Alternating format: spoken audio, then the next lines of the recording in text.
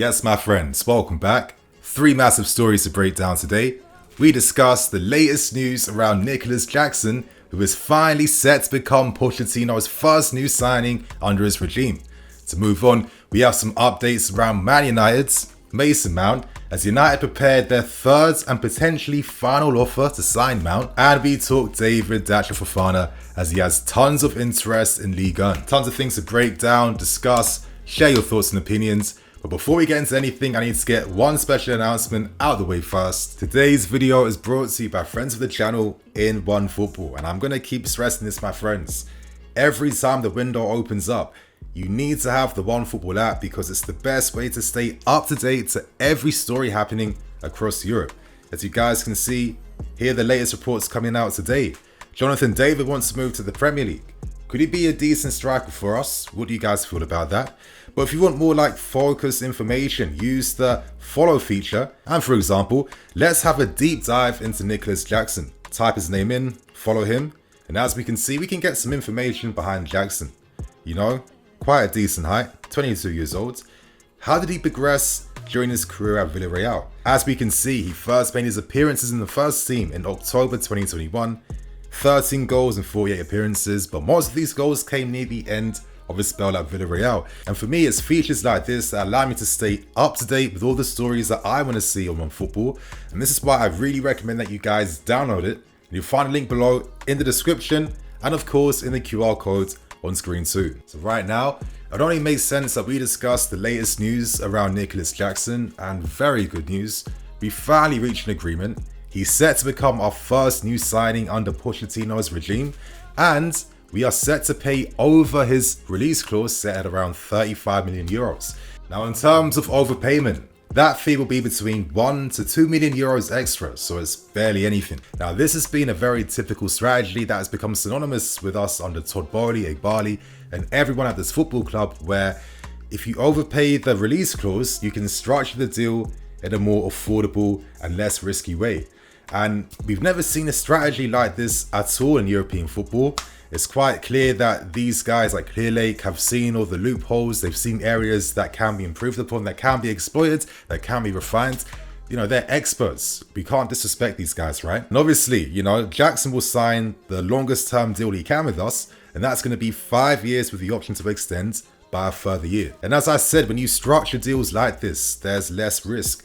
Now, I don't want to sound negative. I don't want to be a Debbie Downer. I don't want to ruin no one's parade here, but worst comes to worst, let's say Jackson didn't work out, well, he wouldn't be hard to move on. Of course, his player costs will continue to fall and fall by every season. We're paying for the deal over multiple years as well too. We can make tons of accounting profits in any season if we had to.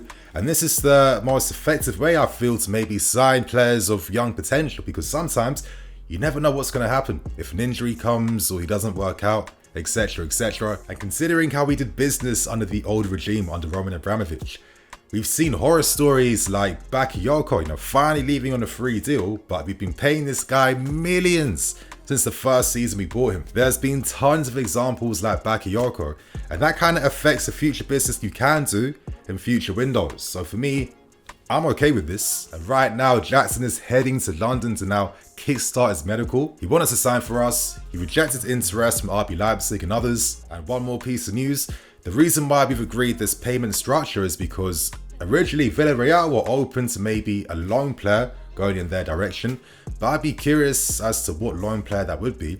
And as we're now securing feeder clubs during this summer window, I think ideally we prefer to move players to clubs that we actually own. Now, Jackson definitely has momentum on his side right now. You know, he's recently played for Senegal, where they beat Brazil 4-2, and he won a penalty in that game. I've released a reaction video where I give some context, I provide some nuance, I let you guys know what to expect from him, his strengths, his qualities, how the guy thinks.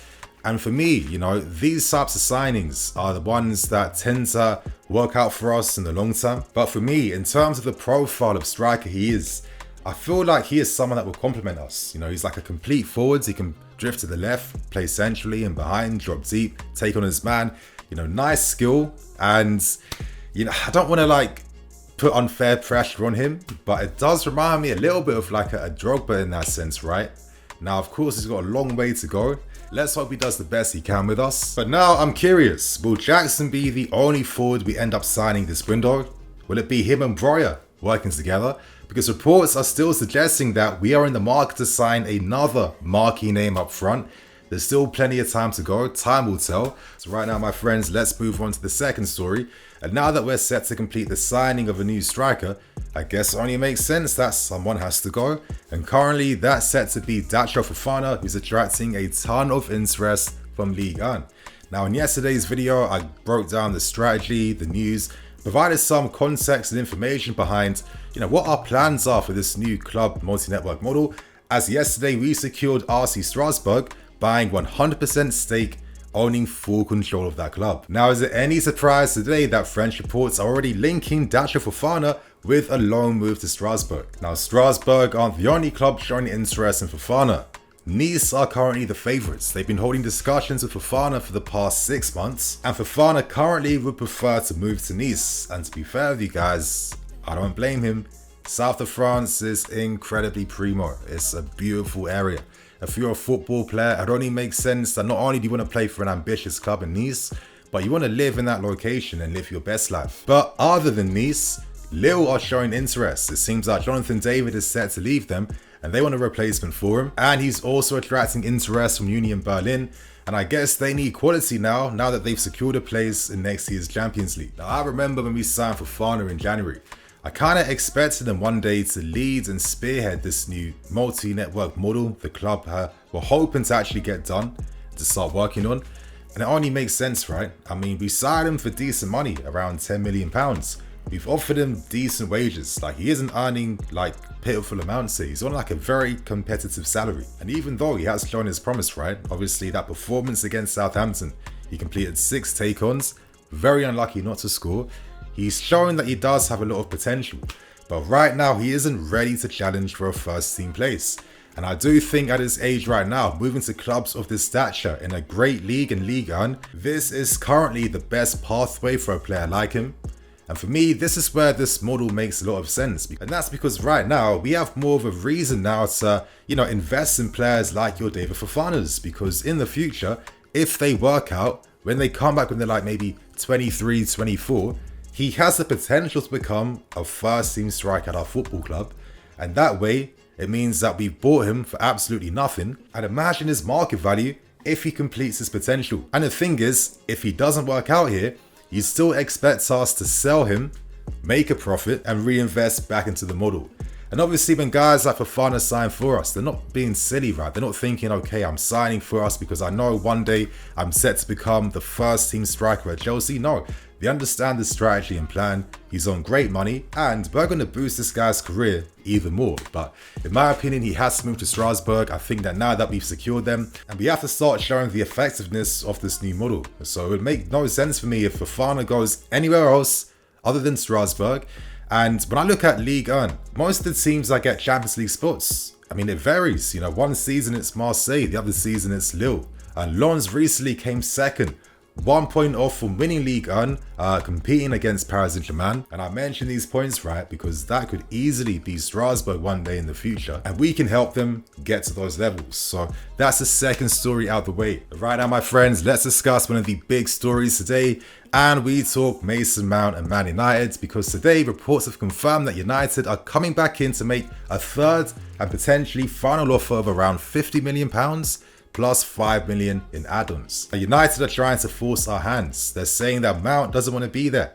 You risk losing Mason Mount on a free next year. We aren't going to pay the demands that you want because he isn't worth that, because he has 1 year left in his deal. And for me, it's a United's prerogative to have this type of stance, right? Yesterday, Romano reported that Mount has rejected contracts, forcing the club basically to have to sell them.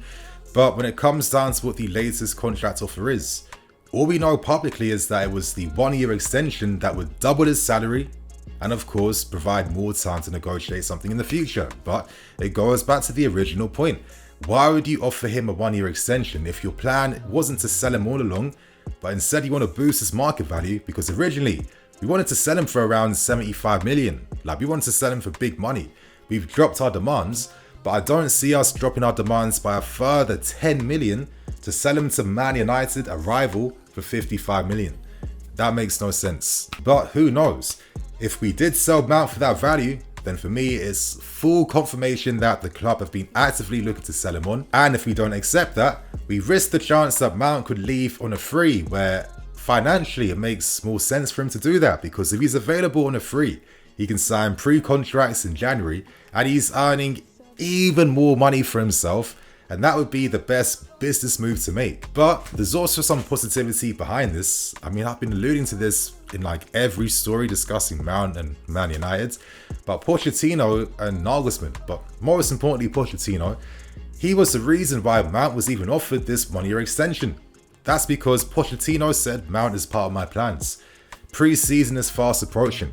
Things can easily change. This is a very malleable situation. Since that 1-year extension, there's been no reports of a new offer that's been made. And to be honest with you, before Pochettino and Nagelsmann actually, told the club about their need for Mason Mount, that was the reason why the club even offered Mount a 1-year extension.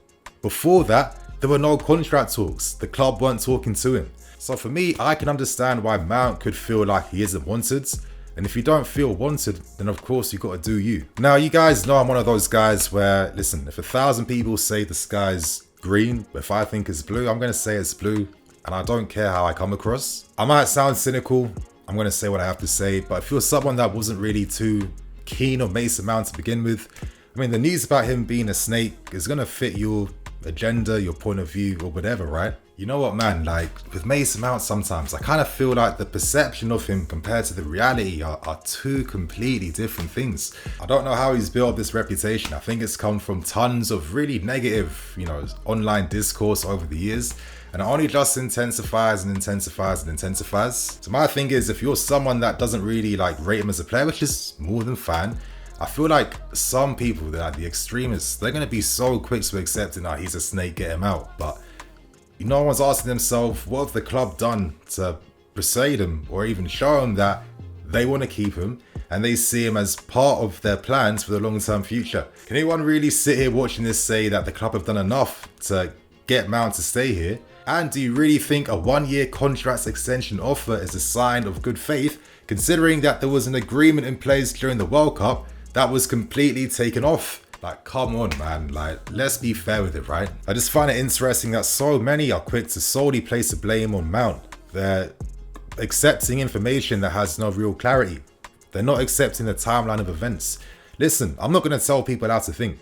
It's up to you, yeah? But if you're someone that wants more concrete answers, well, I've been giving them to you over the past few reports of Mason Mount. A lot can still change in this situation. I mean, Pochettino hasn't even arrived yet officially. He's still on holiday. I know some of the Chelsea staff are currently on holiday as well too. It's in United's best interest to put out all these reports in the media to, force a move through, to apply some pressure. And maybe even for the club, of course, to safeguard themselves as well too. But, I feel like we'll have to see. Do we accept United's offer of 55 million or do we reject that? I think time will tell, but it's going to be very interesting to see how this story actually ends. So my friends, with that note, I'm going to wrap things up, keep things moving. Probably at this rate, there's set to be another news video coming out because the news is coming thick and fast. But as I'm saying, let's get excited now for Nicolas Jackson. I feel like this is a very smart signing. I'm going to back the transfer team actually for supporting this move and moving so fast to get him secured. I feel like this type of profile of striker tends to do quite well with us. And if maybe Breuer and Jackson are competing against each other, that could be very interesting to see for next season, right? So my friends, I'm Nini FC. This is BlueLionsTV. I'll catch you guys later with some more videos. Cool.